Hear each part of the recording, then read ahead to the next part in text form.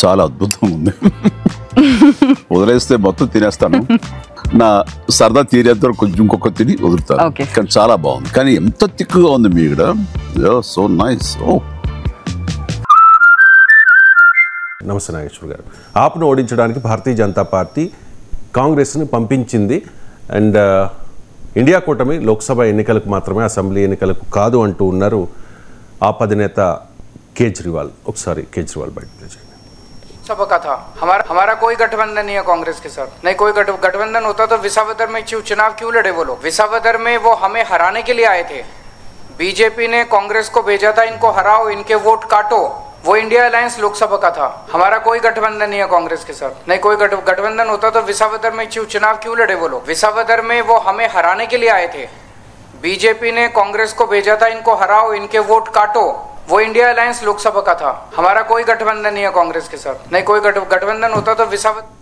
అరవింద్ కేజ్రీవాల్ ఇంత తీవ్ర స్థాయిలో కాంగ్రెస్ మీద ఆరోపణలు చేయడానికి కారణం ఏంటి సార్? అసలు ఇండియా కూటమిలో ఏం జరుగుతోంది? అంటే దీని పూర్వరంగం ఏంటి అంటే, మీ గుజరాత్లో 2 సీట్లకు ఉప ఎన్నికలు జరిగాయి.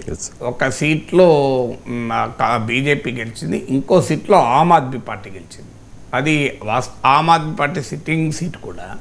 సో ఆ సీట్లో కాంగ్రెస్ కూడా పోటీ చేసింది. కాంగ్రెస్తో ఆమ్ ఆద్మీ పార్టీకి అసెంబ్లీ ఎన్నికల్లో పొత్తు లేనప్పుడు పోటీ చేయకుండా ఏం చేస్తారు? మరి ఆమ్ ఆద్మీ పార్టీ వెళ్ళి హర్యానాలో అసెంబ్లీ ఎన్నికల్లో అన్ని సీట్లకు పోటీ చేయలేదా కాంగ్రెస్తో పొత్తు లేనప్పుడు? సో ఎక్కడైనా పొత్తు లేకపోతే ఆటోమేటిక్గా పోటీ చేస్తారు.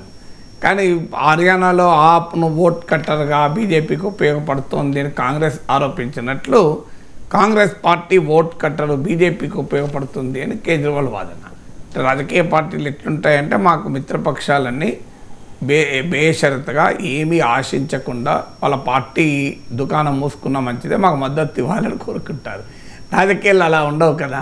సో ఆటోమేటిక్గా ఎప్పుడైతే అవగాహన లేకపోతే సాధారణంగా అన్ని పార్టీలు పోటీ చేస్తాయి. సో అందువల్ల కేజ్రీవాల్ వాదన ఏంటంటే, విసవదార్లో జరిగిన ఉప ఎన్నికల్లో కాంగ్రెస్ పార్టీ పోటీ చేయడానికి బీజేపీయే కారణము అని. కానీ గుజరాత్లో బీజేపీ పెద్ద party, number 1 party. Number 2 party AAP కాదు, నెంబర్ 2 పార్టీ కాంగ్రెస్. ఇప్పటికీ కూడా ఆప్ కొన్ని సీట్లలో ఓటింగ్ తెచ్చుకున్న మాత్రం నిజమే, 11-12% ఓటింగ్ తెచ్చుకుంది. సో ఆప్తో పోలిస్తే కాంగ్రెస్కు చాలా ఎక్కువ ఓటింగ్ వచ్చింది. అందువల్ల కాంగ్రెస్ పోటీ చేయకూడదు అంటే ఎట్లా సాధ్యమవుతుంది?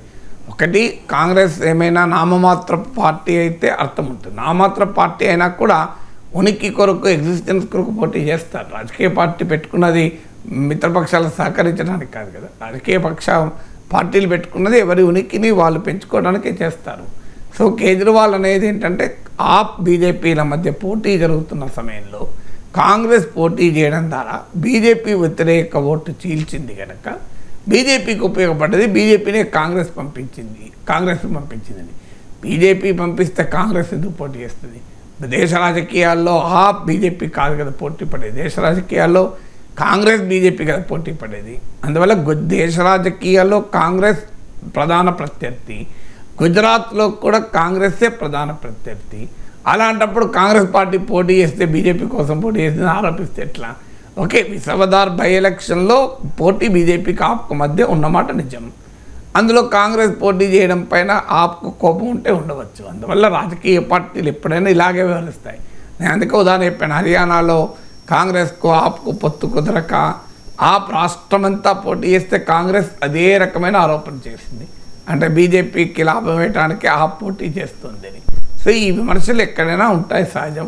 ఇక ఇండియా బ్లాక్ లోక్సభ ఎన్నికల కొరకే అన్నది అందరికీ తెలిసిన విషయం. కేజ్రీవాల్ మళ్ళీ కొత్తగా చెప్పింది ఏంటి? ఎందుకంటే ఇండియా బ్లాక్ ఒక ప్రత్యేకమైన అస్తిత్వం. అది యూపీఏ లాగా, ఎన్డీఏ లాగా పార్లమెంట్ ఎన్నికల తర్వాత అధికారంలోకి రావడానికి ఏర్పడిన ఫ్రంట్ కాదు. అది భారతీయ జనతా పార్టీని ఓడించడానికి ఏర్పడిన ఒక రాజకీయ కూటమి. అలా ఆ రాజకీయ కూటమి లోక్సభ ఎన్నికల కొరకు ఏర్పడింది. అసెంబ్లీ ఎన్నికలకు వచ్చే వరకు అసలు బీజేపీని ఓడించడానికి పుట్టిన ఫ్రంట్ వేరు, ఎన్నికల తర్వాత ఉన్న పర్టిక్యులర్ అరిథమెటిక్ పార్లమెంట్లో సీట్ల సంఖ్య రీత్యా ఓ సంకీర్ణ ప్రభుత్వం కోసం ఏర్పాటైన కూటమి వేరు. ఈ 2 కూటముల మధ్య మనకు తేడా అర్థం కావాలి. ఇప్పుడు UPA 1, UPA 2, NDA 1, NDA 2, NDA 3 ఇవన్నీ కూడా ఎన్నికలకు ముందైనా ఎన్నికల తర్వాత అయినా ఒక పర్టిక్యులర్ పర్పస్ ప్రభుత్వం ఏర్పాటు చేయడానికి కూటమిలుగా ఏర్పడ్డాయి. సో మీకు ఇండియా కూటమి కూడా లోక్సభ ఎన్నికల్లో బీజేపీని ఓడించడానికి పుట్టిన కూటమే తప్ప రాష్ట్రాల అసెంబ్లీ ఎన్నికల్లో కలిసి పోటీ చేయాలని పెట్టిన కూటమి కాదు. ఇప్పుడు రాష్ట్రాల రాజకీయాలు వేరు ఉంటాయి. ఇప్పుడు బీజేపీకి తెలుగుదేశంకు ఆంధ్రలో ఫ్రెండ్షిప్ ఉంది, తెలంగాణలో ఉందా? సో తెలంగాణలో పొత్తు లేదు కదా. రాజకీయాలు మారుతూ ఉంటాయి రాష్ట్రానికి. అందులో ఇండియా కూటమికి ఉన్న ప్రత్యేకత ఏంటంటే అనేక రాష్ట్రాల్లో ఇండియా కూటమి భాగస్వామ్య పక్షాలే ప్రధాన ప్రత్యర్థులు. ఇప్పుడు పంజాబ్లో ఉప ఎన్నిక జరిగింది, మీకు లూధియానాలో. సో అక్కడ ఎవరు పోటీ? బీజేపీ కాదు కదా, కాంగ్రెస్ పార్టీనే ఆప్కు ప్రధాన ప్రత్యర్థి. అలాంటప్పుడు అక్కడ ఆ రెండు పార్టీల మధ్య ఉడంబడికి ఎలా సాధ్యం? రేపు 2026లో కేరళలో అసెంబ్లీ ఎన్నికలు ఉన్నాయి.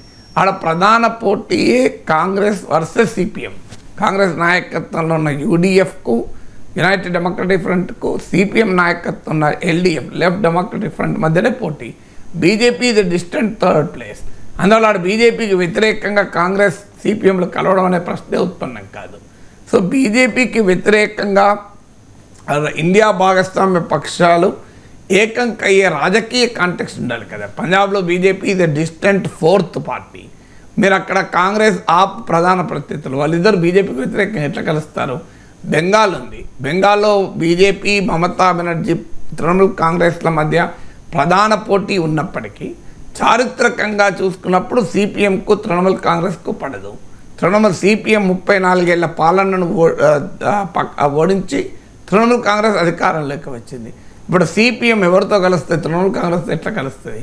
అందువల్ల ఒక్కొక్క స్టేట్లో పొలిటికల్ కాంటెక్స్ట్ కాస్త మారిపోతుంది. ఇప్పుడు మీకు బీహార్ ఉంది, ఇండియా కూటమి బలంగా పోటీ చేస్తుంది అక్కడ. ఎందుకంటే మిగతా అక్కడ కూడా ఇప్పుడు ఆమ్ ఆద్మీ పార్టీని కలుపుకోవాలి, ఎంఐఎంని కలుపుకోవాలని ఆయా పార్టీలు అడుగుతున్నాయి, కానీ కలుస్తాయా? ఇప్పుడు ఎంఐఎం కలిస్తే వచ్చే సమస్యలు ఉంటాయి. ఇంకా దానిపైన మహాగఠబంధన్ నిర్ణయం తీసుకోలేదు.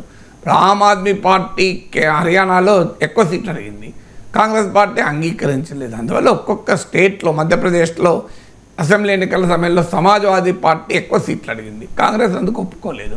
సమాజ్వాదీ పార్టీ లాజిక్ ఏదైనా మాకు గత ఎన్నికల్లో మేము సెకండ్ ప్లేస్లో వచ్చిన 6 సీట్లు మాకు ఇవ్వాలి అని. సో మీకు ఇస్తే మీరు గెలవాలని కాంగ్రెస్ పార్టీ. సో అందువల్ల రాష్ట్రాల్లో రాజకీయ పరిస్థితులు వేరువేరుగా ఉన్నప్పుడు, రాష్ట్రాల్లో బీజేపీని ఓడించడము అనే రాజకీయ లక్ష్యం ముందు లేనప్పుడు, ఇండియా కూటమి పక్షాల మధ్యనే పోటీ ఉన్నప్పుడు ఇండియా కూటమి అసెంబ్లీ ఎన్నికలకు ఇర్రెలవెంట్ అవుతుంది. లోక్సభ ఎన్నికలు వేరు. లోక్సభ ఎన్నికలకు వచ్చే వరకు బీజేపీ అధికారంలో ఉంది, బీజేపీని ఓడించడానికి అందరూ కలుస్తున్నారు. రాష్ట్రాల్లో బీజేపీని ఓడించడం అనే ప్రశ్నే లేదు కదా. కేరళలో బీజేపీని ఓడించడం అనే ప్రశ్న ఎక్కడిది? పంజాబ్లో బీజేపీని ఓడించడం అనే ప్రశ్న ఎక్కడిది? సో అందువల్ల బీజేపీని ఓడించడం అనే ప్రశ్న లేని రాష్ట్రాల్లో, ఇండియా కూటమి పక్షాల మధ్యనే పోటీ ఉన్న రాష్ట్రాల్లో ఇండియా కూటమి అనేది ఉండదు. లేదు, ఒకవేళ బీజేపీని ఓడించే లక్ష్యం ఉన్నా అధికారంలో ఎవరు రావాలన్నప్పుడు పోటీ ఉందనుకోండి, మీకు అక్కడ కూడా పొత్తు కలవదు. ఇప్పుడు బెంగాల్లో తృణమూల్ కాంగ్రెస్ ఓడించాలన్న లక్ష్యం ఉంది, బీజేపీకి ఉంది, సిపిఎంకి ఉంది, కానీ ఆ రెండు పార్టీలు కలవరు కదా. గుజరాత్లో బీజేపీని ఓడించాల లక్ష్యం కాంగ్రెస్కి ఉంది, ఆప్కి ఉంది. ఆ రెండు పార్టీలు కలవడానికి స్కోప్ ఉంటుంది, కానీ కలవలేదు. కలవలేకపోవడం వల్ల ఈ విమర్శలు వస్తాయి.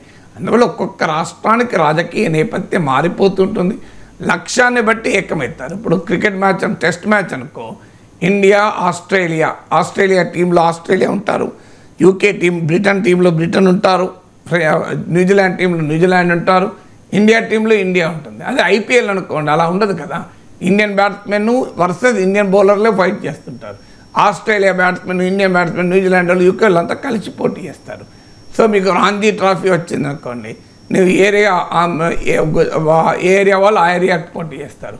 అందువల్ల it depends on what is the match. Test match అయితే కంట్రీకి రిప్రజెంట్ చేస్తారు. ఐపీఎల్ అనుకోండి, ఎవరు కొనుక్కుంటే వాళ్ళకే. డక్కన్ చార్జర్స్ కొంటే డక్కన్, సూపర్ కింగ్స్ కొనుక్కుంటే సూపర్ కింగ్స్ పోటీ చేస్తారు. అక్కడ నేషన్ల మధ్య పోటీ కాదు కదా.